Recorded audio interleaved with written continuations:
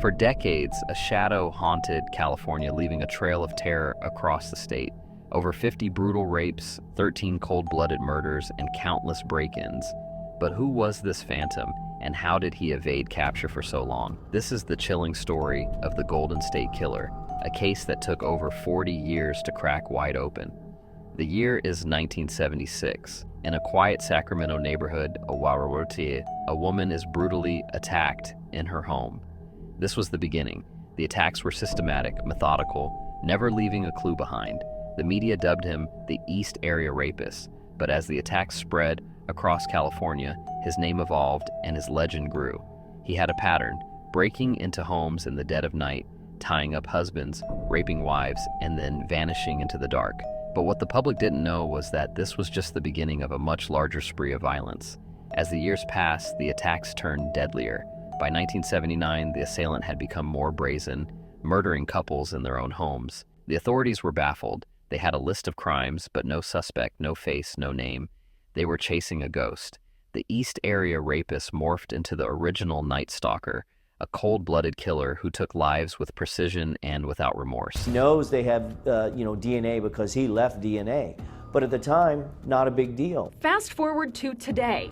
DNA evidence is the backbone of the case against DeAngelo. Investigators in California say DNA evidence led them to one of the country's most notorious serial killers, the so-called Golden State Killer.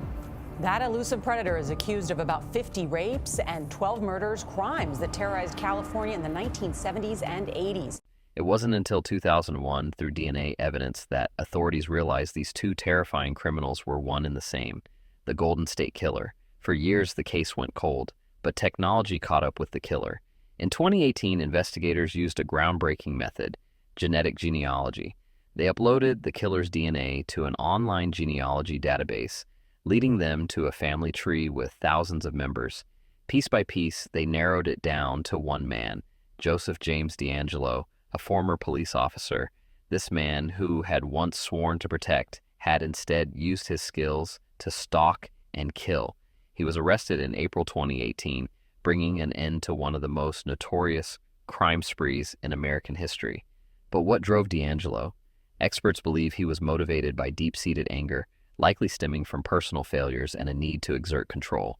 He targeted suburban families, people who represented stability and normalcy, something he perhaps felt deprived of.